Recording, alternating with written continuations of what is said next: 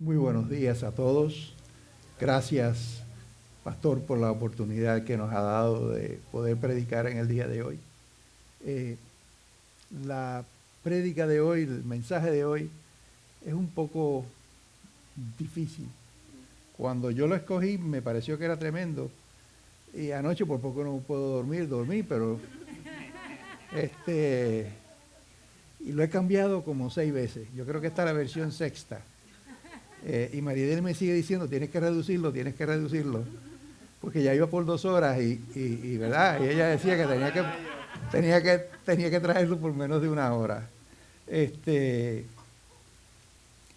Bueno, continuamos con la serie Legado. Y para aquellos que no me conocen o me ven por los medios sociales, mi nombre es Diego Ramos y soy candidato anciano a Crosspoint Español. El título de la prédica de hoy no me lo inventé yo, está precisamente en la Biblia que vamos a estar utilizando durante toda la prédica, que es la Nueva Biblia de las Américas. Esa es la traducción que vamos a estar utilizando. Y está siguiendo lo que hemos venido hablando hasta ahora, la primera carta de Pablo a su pupilo Timoteo. Pero ahora vamos a entrar en el capítulo 4, versos 1 al 5, y el título que le pusieron fue Predicción de la apostasía. Apostasía, ¿qué es eso? Bueno, pues el diccionario nos dice que es algo en lo cual nosotros creemos por un tiempo porque hemos sido enseñados en esas doctrinas, sea la escuela, sea lo que sea, y usted lo cree hasta que llega un momento que deja de creerlo y abandona esa creencia. No es solamente específico para una creencia religiosa o una creencia espiritual, puede ser cualquier tipo de creencia. Por ejemplo, yo me crié en Cuba y entre el año 59 al año 66, pues me dieron doctrina comunista por ojo, oído, boca, por todos lados, ¿verdad? Y francamente yo nunca fui comunista, nunca comulgué con el comunismo, pero sí les compré y creí que la iglesia era un cuento, que todo era una falacia, que todo era un mito, que no había Dios. Y por muchos años yo creí eso, porque fui educado en eso y estaba convencido de eso, hasta que un buen día a Dios le plació que cambiara de creencia. Por lo tanto, yo apostaté al comunismo, apostaté al ateísmo, apostaté al secularismo, ¿verdad? Claro, la apostasía de la que está hablando Pablo no es esa, ¿verdad? Está hablando de la apostasía a la iglesia, de la apostasía a la fe cristiana. Y me hago esta pregunta porque estaremos en los últimos tiempos de esa apostasía. Vamos a llamarla la última apostasía. ¿Estaremos en esos tiempos? Pues ciertamente estamos en tiempos raros. Y tiempos únicos, yo diría, en la historia del mundo entero. Y voy a explicarles específicamente el porqué y en lo que me voy a concentrar. Estamos en tiempos postmodernos donde la verdad no existe. La verdad es simplemente algo que uno se imagina. La verdad es relativa, la verdad es subjetiva. Mi verdad es mi verdad y tengo que tolerar la tuya, la del otro, la del otro, la del otro, excepto que no toleran la verdad cristiana. Pero la realidad es esa, el posmodernismo exige tolerancia a mi verdad, no importa cuál sea el invento que yo haya tenido de esa verdad.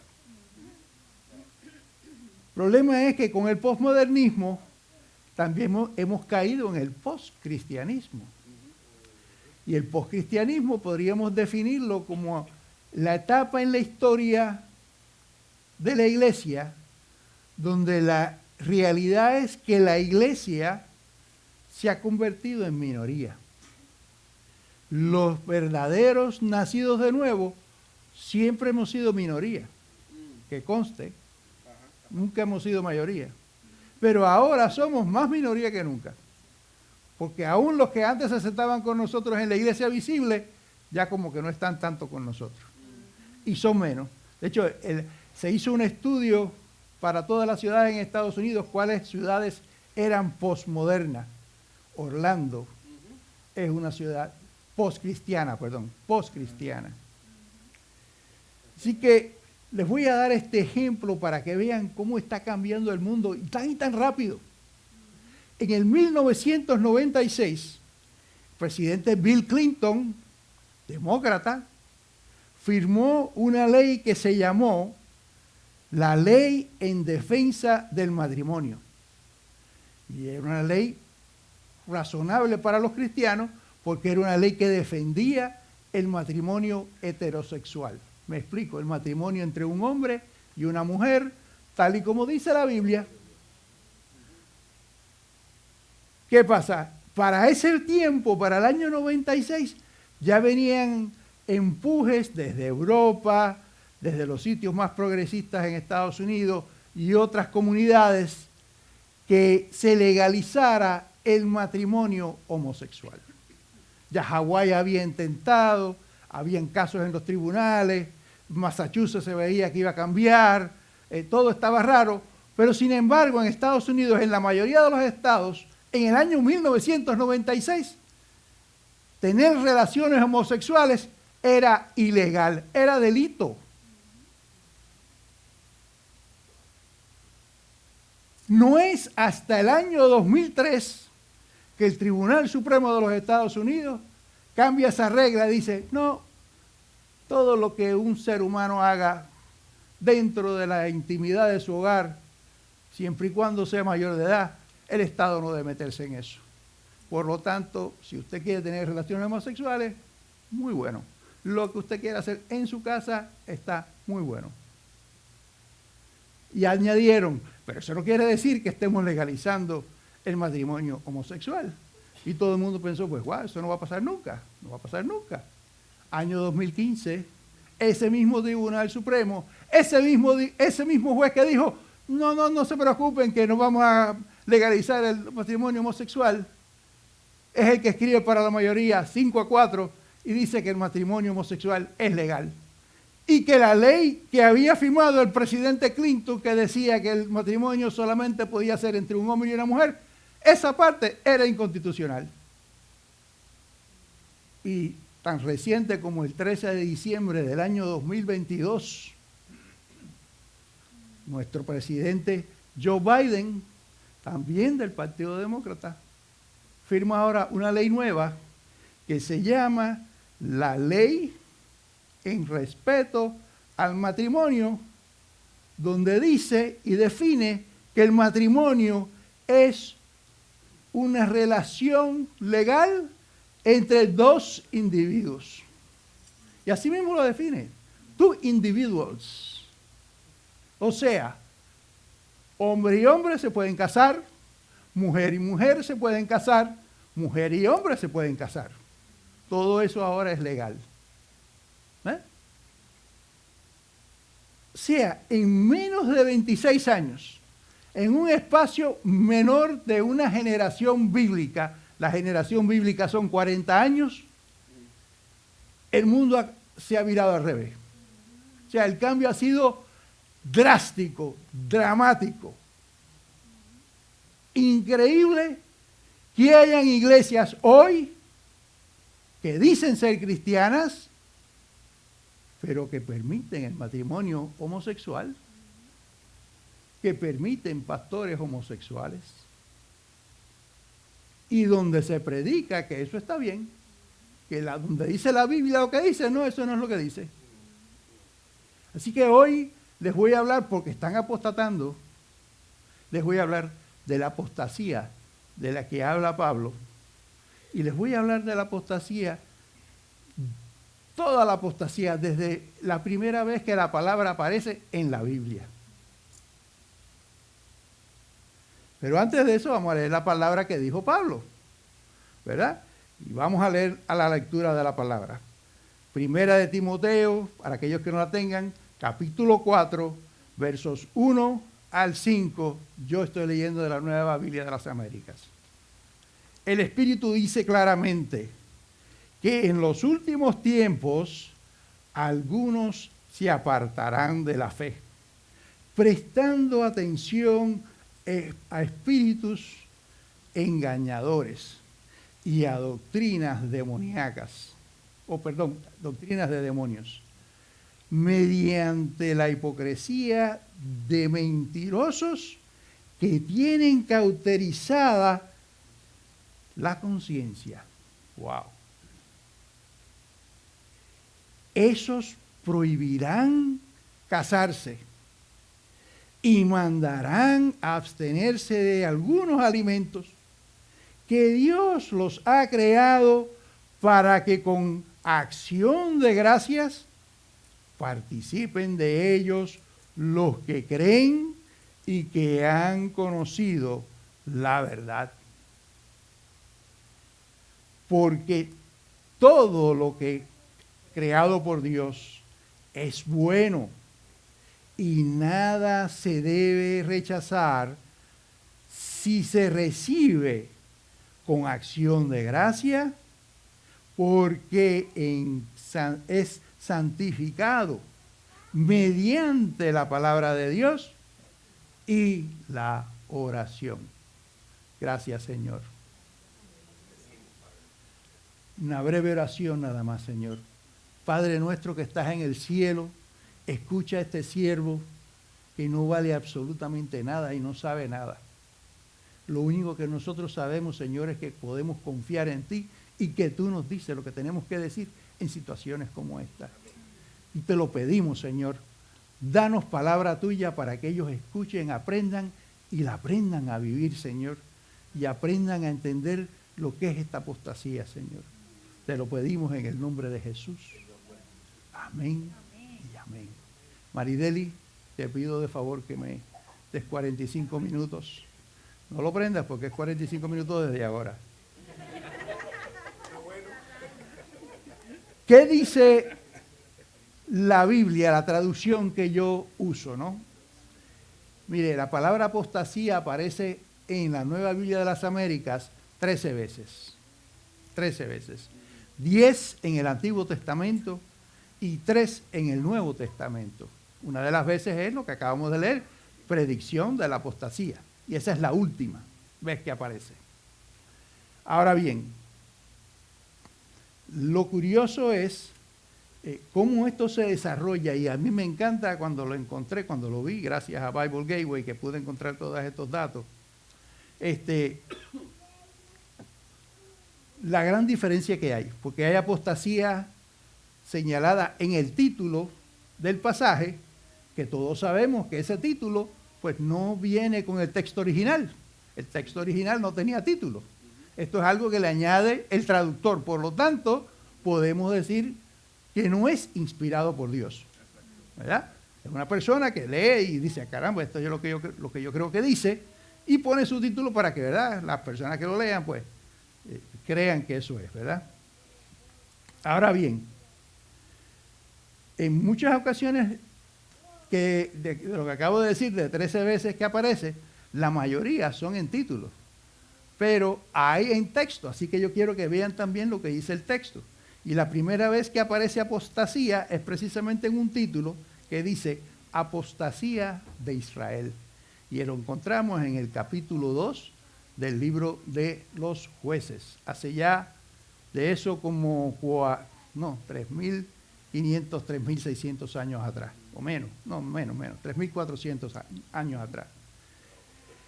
En el verso 11 de ese capítulo, mire cómo Dios ve la apostasía, cómo Él la entiende.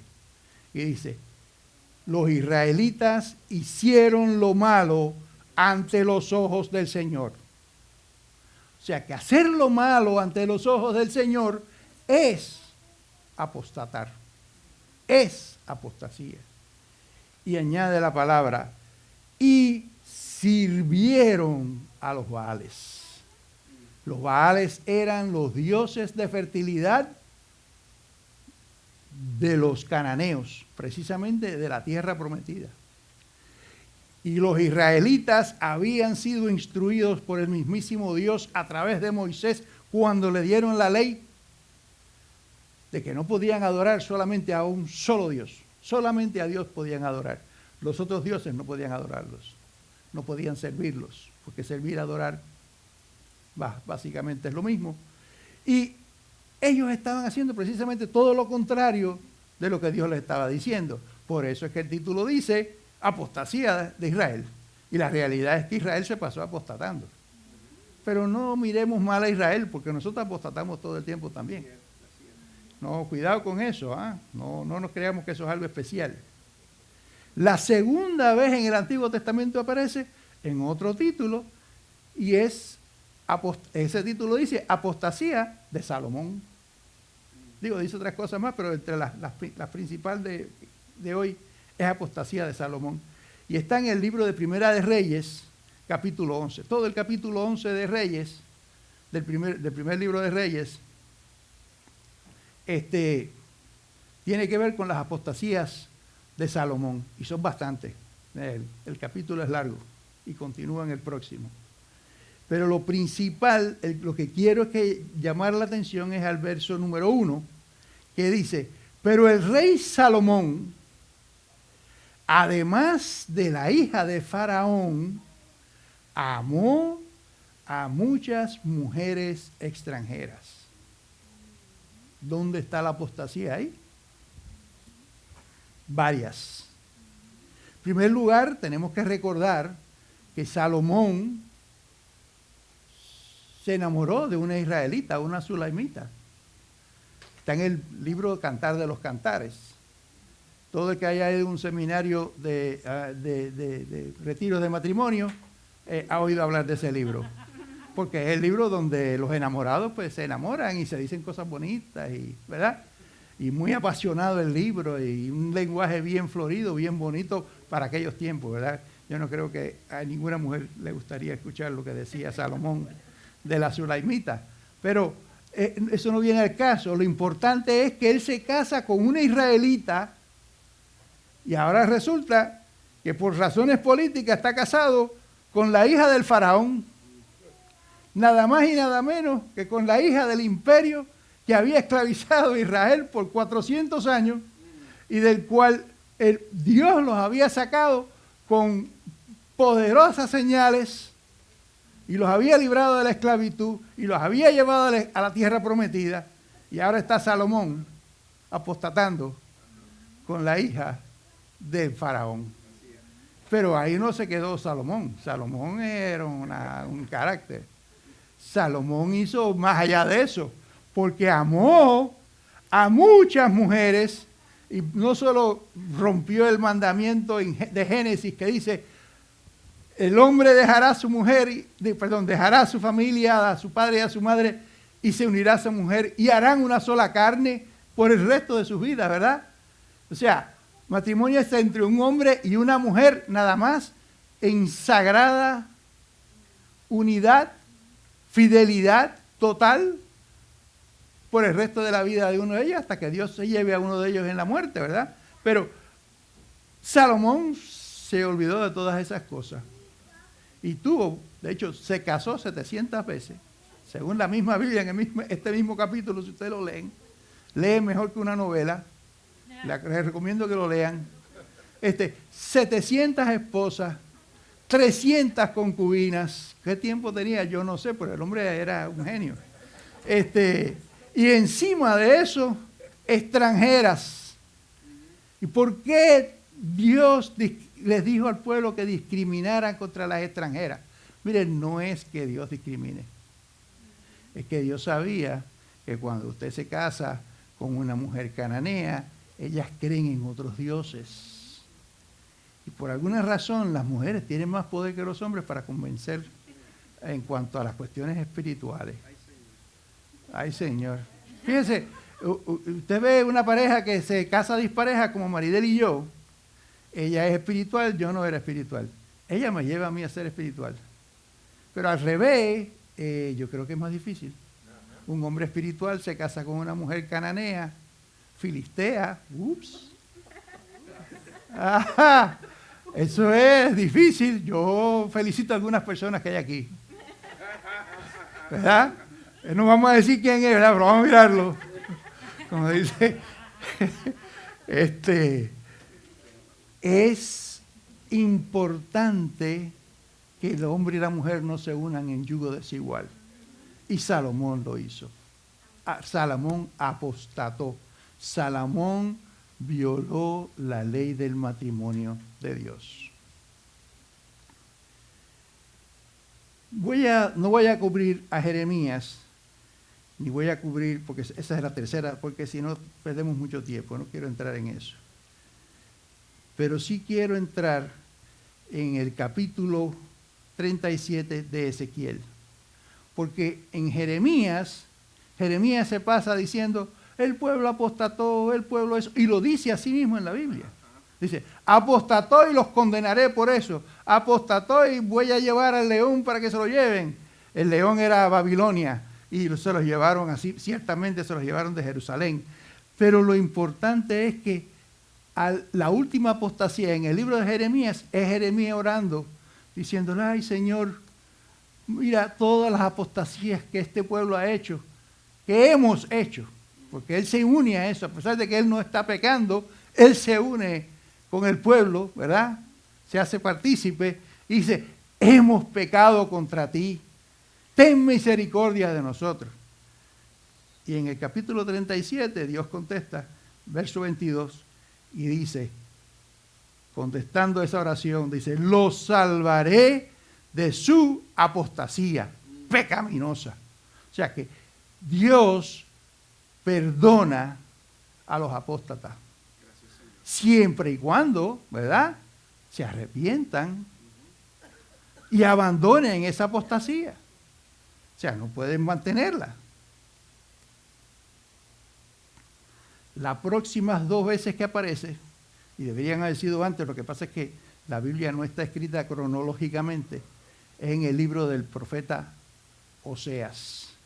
¿Recordarán cuando el pastor predicó a Oseas el papelazo que tuvo que hacer Oseas, que le pidió Dios que hiciera? O sea, que literalmente viviera la profecía de que le estaba hablando. Dios quería que Oseas representara al mundo de Israel, la infidelidad de Israel para con Dios. Dios veía cómo Israel apostataba, se iba con otros dioses, hacía todo lo contrario de lo que le había dicho en el pacto. Y perdón, que es que esta cosa se me está cayendo, yo creo. Y entonces Oseas representa en el mundo a Dios, porque Dios le dice, cásate con una mujer que te va a ser infiel, que le encanta estar con otros hombres y no se puede controlar, y va a prostituirse, y de hecho se prostituyó. Y como dijo el pastor, yo nunca me olvido de esa prédica, cuando él dice que la va a rescatar y ella está desnuda y él la compra. O sea, eso me impactó. Pero así mismo se siente Dios, por nuestro pecado, por nuestra apostasía. Y sin embargo, miren lo que dice Dios en el capítulo 14, verso 4 de Oseas. Yo sanaré su apostasía, nuestra apostasía.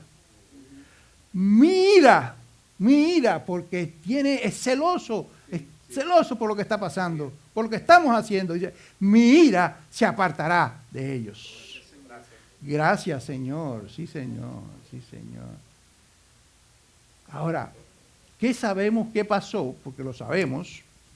¿Qué fue lo que pasó entre la primera apostasía? Porque es la primera apostasía en Génesis 3, cuando la mujer se dejó engañar por la serpiente y cometió la primera apostasía, hizo lo que Dios le dijo que no hiciera. Y la carta de Pablo a Timoteo. ¿Qué pasó en esos 600 y tantos años? Vamos a poner 666, por aquello de que le gusta el número ese, ¿verdad? Y no son 666, son más. Pero, ¿qué se cumplió? ¿Qué pasó? Pues mire, se cumplió la promesa que precisamente hizo Dios cuando condenó a la serpiente. Génesis 3:15, Dios le dice a la serpiente, la simiente de la mujer te aplastará la cabeza. ¿Y quién es esa simiente? Bueno, muchas generaciones después, esa simiente vino al mundo. Esa simiente es el unigénito de Dios. Esa simiente dijo, yo no tengo por orgullo o lo que sea seguir como Dios, voy a bajar al mundo y voy a estar con esos apóstatas allá abajo. Me voy a ligar con esa chusma allá abajo. Y voy a estar detrás de ellos. Y lo deja todo atrás y se encarna a través de una virgen, nace en Belén, le ponen Jesús, vive 30 y tantos años, se va a ministrar, es bautizado por Juan el Bautista y va directo a la cruz. A pesar de que en ninguna manera, de ninguna manera, pecó. Él fue tentado en todo, que lo hemos venido estudiando, ¿verdad? Todos los fines de mes, ese estudio que estamos haciendo. Él fue tentado en todo, pero nunca se dio, nunca pecó. Cumplió con la ley de Moisés de la A a la Z. Todas. No había nada de qué acusarlo. Las acusaciones fueron falsas. Los juicios que le hicieron, falsos. Testigos, falsos. Pero él no se defendió. Él no se defendió. Lo encontraron culpable porque ese era el plan desde el principio. Que él muriera en una cruz, una muerte horrible, una muerte bien vergonzosa, la más vergonzosa. Y él muere en esa cruz y con su sangre, como decía Juan el Bautista, el Cordero de Dios que quita el pecado del mundo, quitó nuestros pecados, limpió nuestros pecados. Y hoy todo el que crea en él, todo el que crea en ese sacrificio, por mera gracia, única y exclusiva, por mera gracia, es salvo. Es justificado ante Dios. De eso tenemos que tener conciencia, hermano. Es por gracia, no es por obra, porque vamos a ver, cuidado, la segunda vez, y ahora vamos a entrar en el Nuevo Testamento, porque ya pasamos, ¿verdad? Jesús fue crucificado, resucitó, está vivo, la tumba está vacía, el pastor nos lo dijo la semana pasada. Cuando Juan entra a la cueva donde estaba enterrado, ve las cositas bien puestas y dice, ay caramba, resucitó, creyó, claro, alabado sea Dios. Él sabía que había resucitado, pero no solo eso, por los próximos 40 días, cuerpo glorificado, lo vieron más de 500 personas. Y uno de ellos fue Tomás, y Tomás no creía, y Tomás tuvo que tocar las heridas en ese cuerpo glorificado para saber. Y él dijo, wow, qué bueno será aquellos de aquí a 2000 años, cuando estén en Cross Point, que crean sin haber visto. ¿Ah? Que crean sin haber visto. Miren, hermano, en el Nuevo Testamento aparece apostasía 3 veces. 2 en títulos, uno de los títulos lo estamos discutiendo ahora, ¿verdad? Que es el último. Pero la vez que aparece en la palabra de Dios como tal, es en 2 de Tesalonicenses, capítulo 2, verso 3. Dios está contestando una preocupación de los tesalonicenses. Miren cómo empieza la palabra. Dice, que nadie los engañe. O sea, algo está pasando que quiere engañar a los tesalonicenses y ellos no saben lo que están confundidos. Porque vienen elementos engañadores. a engañar al pueblo. Y los están tratando de engañar. ¿Cuál es ese engaño? Para poder entender el pasaje correctamente. Bueno, tenemos que ir entonces a la primera carta de Tesalonicenses, donde de nuevo los tesalonicenses tenían una preocupación que le hicieron una pregunta a Cristo. Oye, mira, tú nos prometiste que Cristo venía, ¿verdad? Y nos iba, ¿verdad? Iba a estar con nosotros, etcétera, y no ha venido. Y la gente se está muriendo, gente que cree en Cristo se está muriendo, nuestros vecinos, nuestros familiares se están muriendo. Y esos van a ir a, ¿qué va a pasar con esos que se murieron? ¿Qué pasa con esos cristianos? Pablo le contesta, no se preocupen, hermanos, no han entendido bien. Mire, cuando yo hablé de resurrección, ahí es que viene la cosa. Cristo viene, los muertos en Cristo, los que están durmiendo en Cristo, van a resucitar en cuerpo, van a resucitar, van a recibir cuerpos glorificados. Después que los muertos reciban cuerpos glorificados, ustedes que todavía están vivos, cuando Él vuelva, van a ser arrebatados. Y usa la palabra arrebatados. Arrebatados, decía mi suegra. Arrebatado. ¿Eh? El arrebato, ¿verdad? Hay gente que por ahí le dice rapto, pero no voy a usar esa palabra porque es latina, no está en la Biblia en realidad. Es arrebato la palabra. Y entonces, ok, pues mira, han venido ahora unos mentirosos, o unas personas, ellos no pensaban que eran mentirosos, que les dijeron, si ya Cristo vino, ¿qué tú estás esperando, muchachos? ¿Qué arrebato ni qué vaina? Eso, mira, Cristo vino por Jerusalén, está en Jerusalén. No, está en Gálatas. No, está en Éfeso. Y los tesalonicenses están confundidos, están preocupados porque están quedados, no quieren estar quedados, no entienden. Y Pablo pues les contesta ahora a través de pasaje y les dice, miren, que nadie los engañe, hermanos. Cristo no vendrá sin que primero venga la apostasía. Oh, pero ¿qué apostasía es esa? Porque desde Génesis 3 viene la apostasía. ¿Y de qué apostasía está hablando Pablo? Y entonces añade otra señal. Y se ha revelado el hombre de pecado, el hijo de perdición. ¿Quién es ese? Juan, 30 y pico de años después que se escribe esa carta, lo contesta en sus cartas.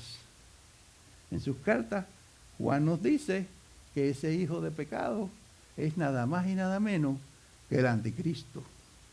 No un tipo de anticristo, no, el anticristo.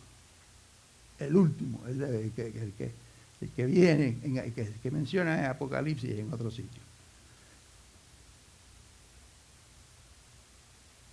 Vamos a entrar entonces en materia.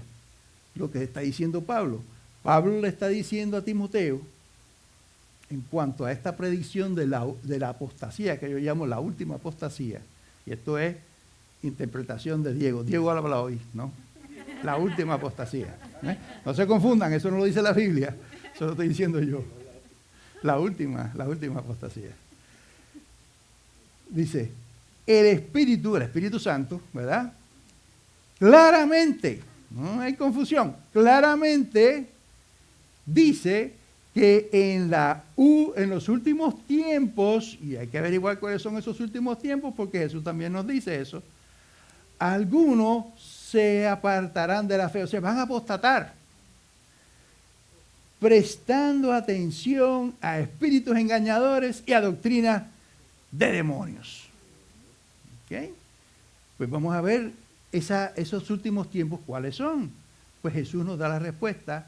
De hecho, el año pasado nosotros, el pastor y yo, compartimos esa prédica, Marcos 13, pero ahora la voy a usar citando a Mateo 24, voy a usar los versos 10 al 13, pero es el mismo sermón, el mismo discurso, que es cuando Jesús sale del templo por última vez antes del día que lo crucifiquen.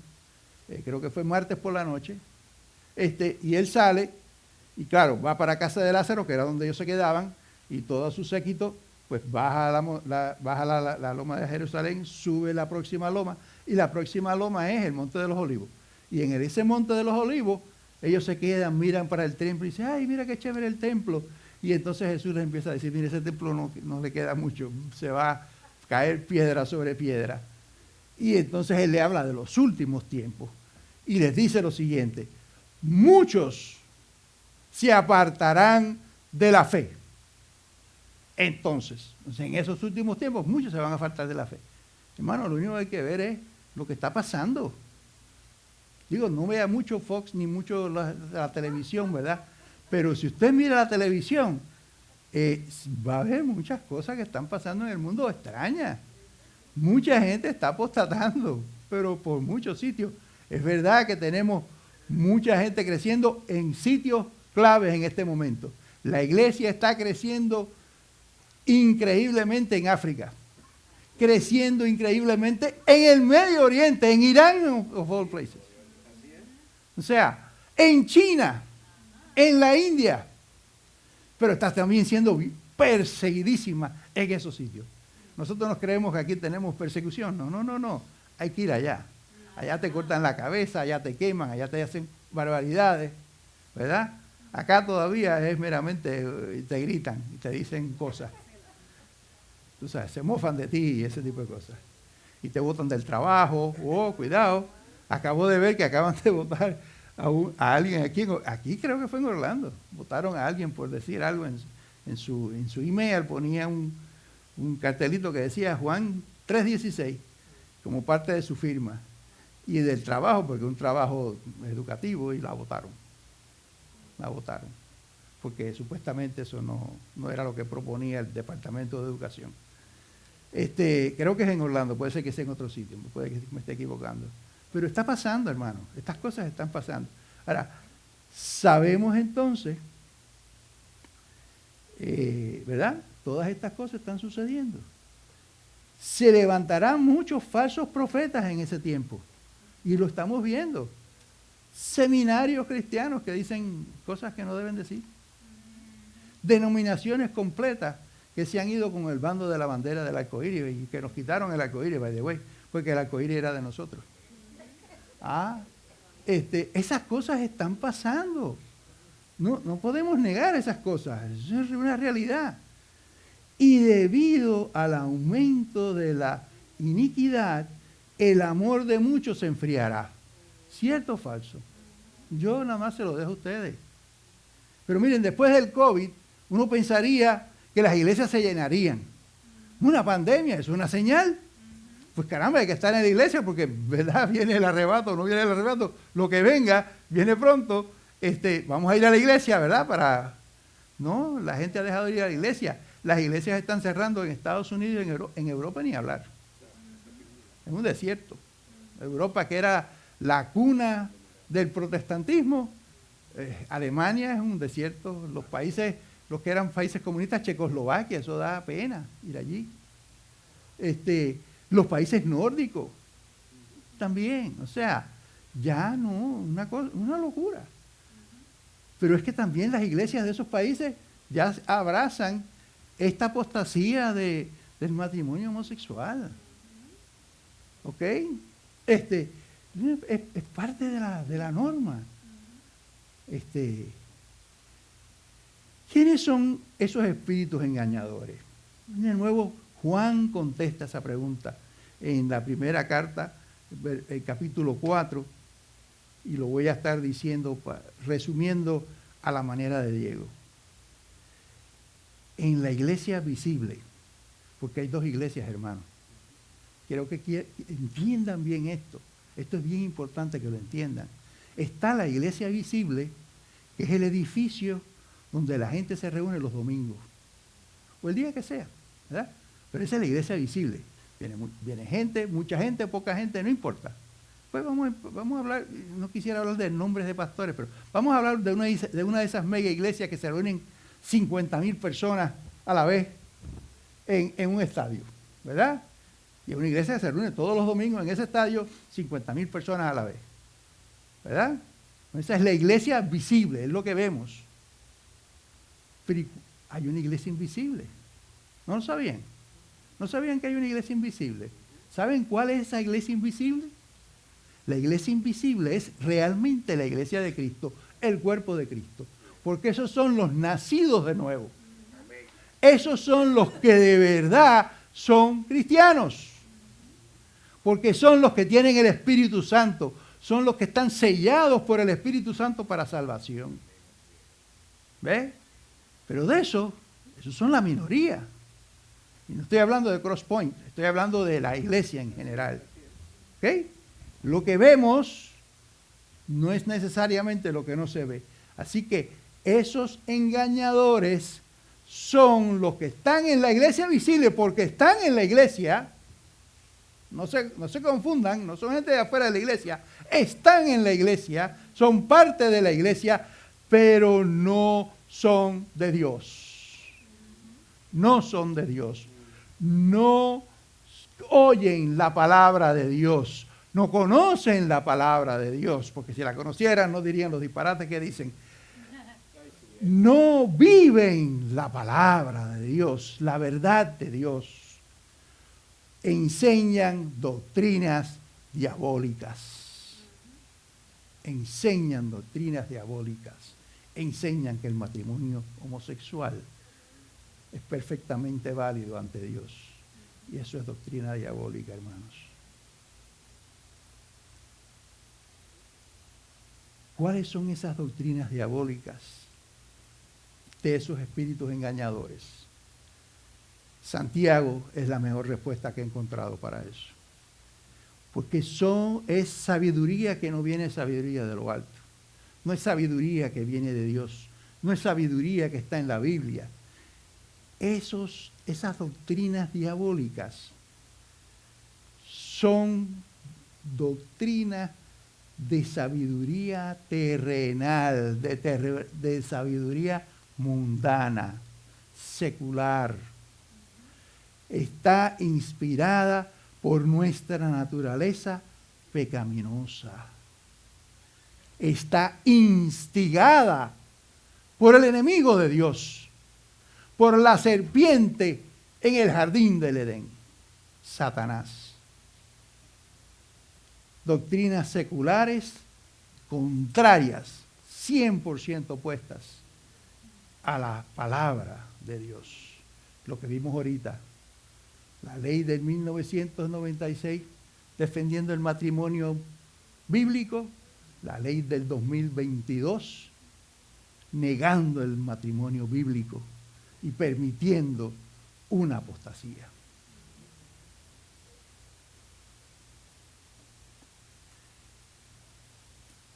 ¿Qué van a hacer esos espíritus engañosos, engañadores, con sus doctrinas diabólicas?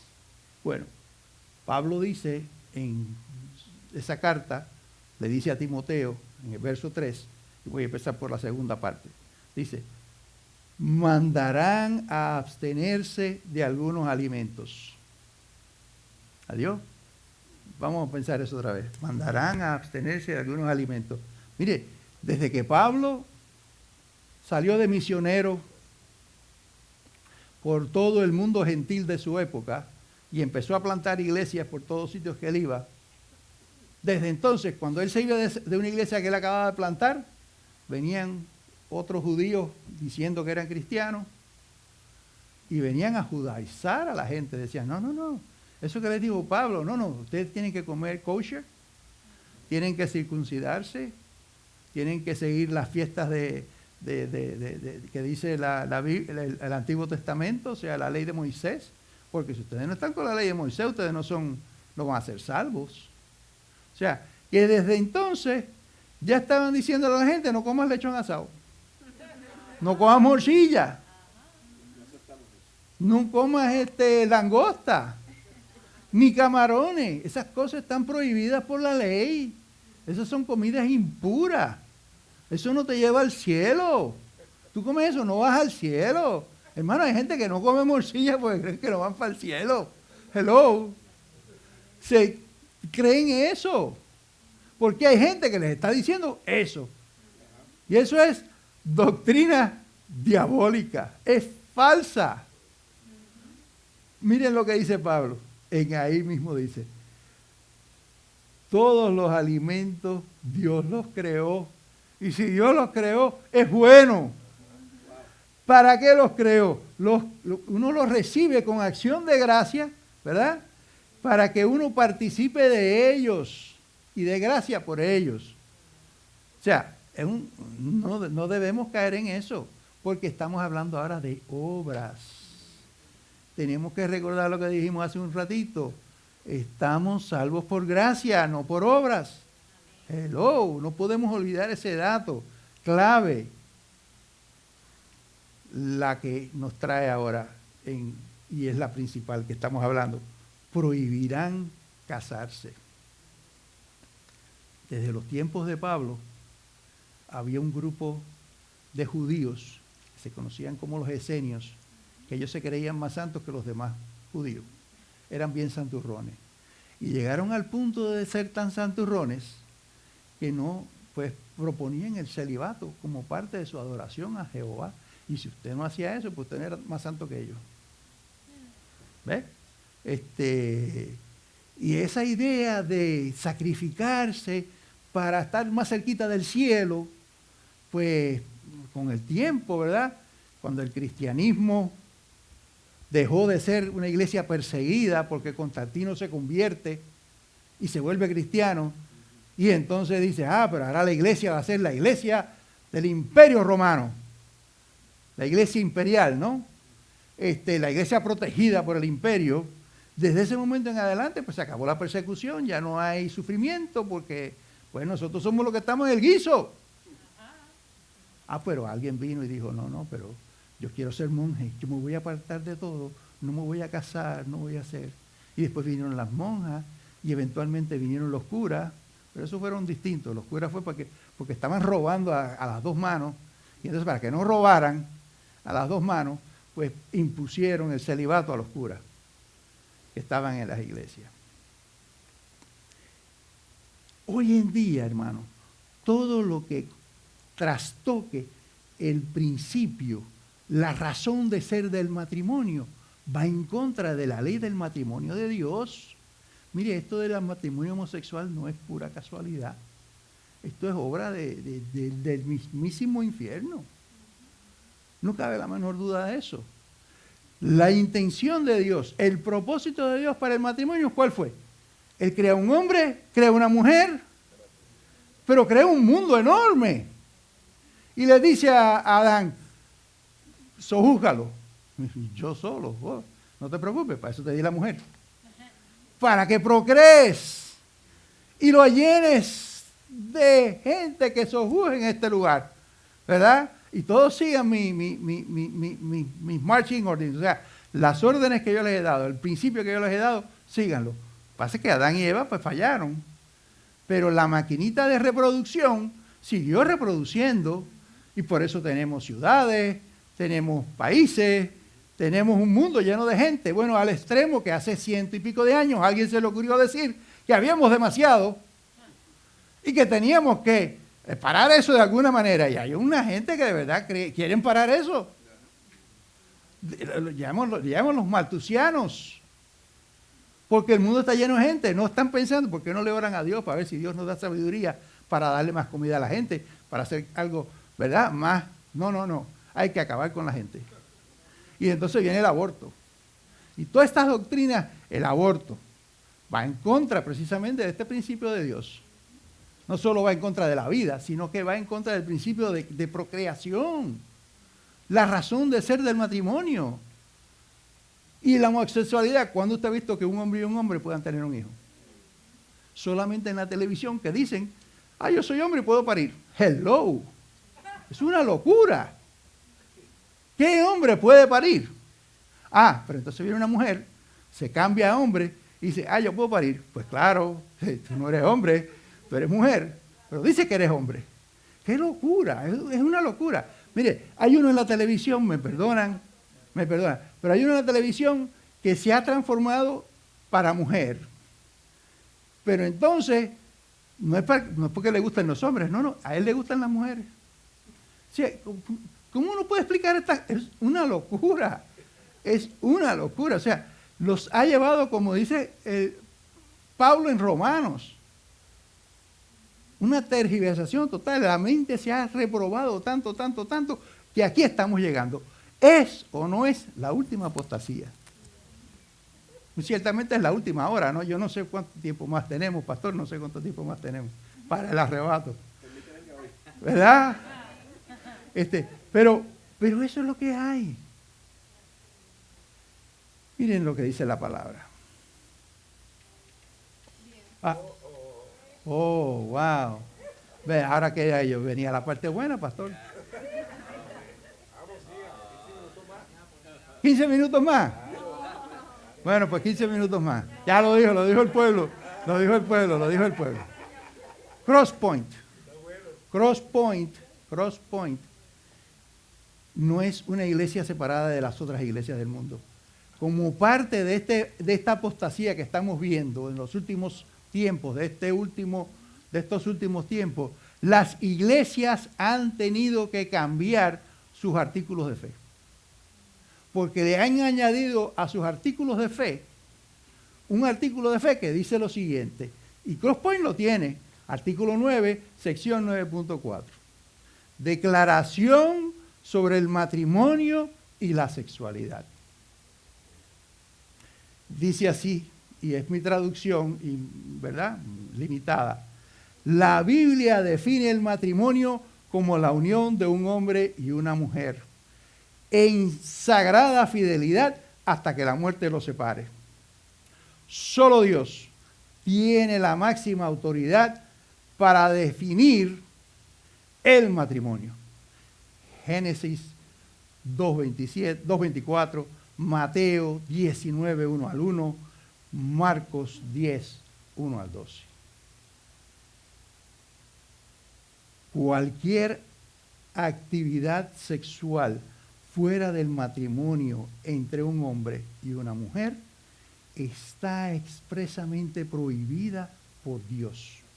Mateo 15, 19, Primera de Corintios 6, 9 al 11, Primera de Tesalonicenses 4, 3 y Hebreos 13, 4. Crosspoint considera, y esto está en su definición de fe, como pecado, el adulterio.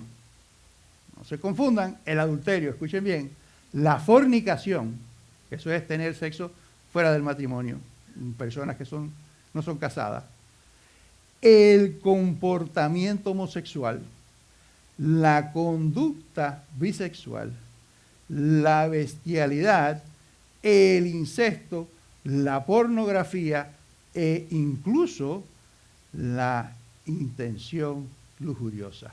O sea, pensar, mirar y, esa muchacha, ¿verdad? Eso nada más, Cristo lo dijo, era pecado. De todas esas cosas que están ahí, las únicas dos que todavía la ley criminal penaliza es el bestialismo y el incesto. Todas las demás, si usted es mayor de edad, puede hacerlo, ¿verdad? Estamos en tiempos últimos, de verdad. Miren, también Crosspoint también considera, y esto es lo último en la avenida, Crosspoint también considera pecado el intento o deseo de alterar quirúrgicamente o médicamente el sexo biológico con el que uno nació. El cuerpo, y esto lo dice la palabra, el cuerpo es una creación de Dios y la identidad sexual está biológicamente determinada por las normas bíblicas. El desacuerdo con el sexo biológico solo conduce a la confusión espiritual y al caos emocional. Y citan la Biblia, lo cita la definición, dice la Génesis 1:27, somos imagen de Dios, ¿verdad? Romanos 1, 26 al 32, ese es el que habla de la mente reprobada. Primera de Corintios 6, 9 al 11. Crosspoint predica el evangelio de redención y restauración a todos los que confiesan y abandonan su pecado, cualquiera que sea el pecado, sexual o el que sea, buscando misericordia y perdón por medio de Jesucristo. Primera de Corintios 6, 9 al 11, Efesios 2, 1 al 10 y Tito 3, 3 al 7. Ese es nuestro evangelio aquí, esa es nuestra función. Tenemos que ayudar a los que están enfermos a ser sanos a través de la sangre de Cristo, a través de creer en Cristo. Ser tentado a pecar, hermano, no es lo mismo, ni se escribe igual, que pecar sin arrepentimiento. Cristo fue tentado en todo, nunca pecó. Nosotros podemos ser tentados, pecar, pero cuando pecamos, ¡ay, qué mal nos sentimos! Porque el Espíritu Santo nos dice constantemente, arrepiéntete, arrepiéntete, arrepiéntete, arrepiéntete, ponte otra vez en el camino correcto. Y la ovejita vuelve otra vez, porque la ala el Espíritu Santo y la trae al camino correcto, ¿verdad? Y uno se arrepiente y uno deja el pecado, ¿verdad?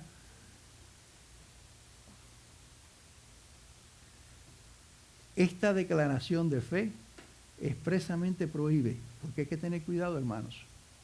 Los homosexuales son tan pecadores como cualquier otro pecador. No podemos hacer discriminación contra ellos por eso. Son gente que necesitan de nuestra ayuda, de la palabra de Dios, para que escuchen y puedan ser salvos. Hermanos, vamos, todos vamos a morir. La primera muerte no nos salva nadie, porque la culpa de esa la tiene Adán y Eva, ¿verdad? Pero después de eso vamos a tener la nueva vida. ¿Qué pasa?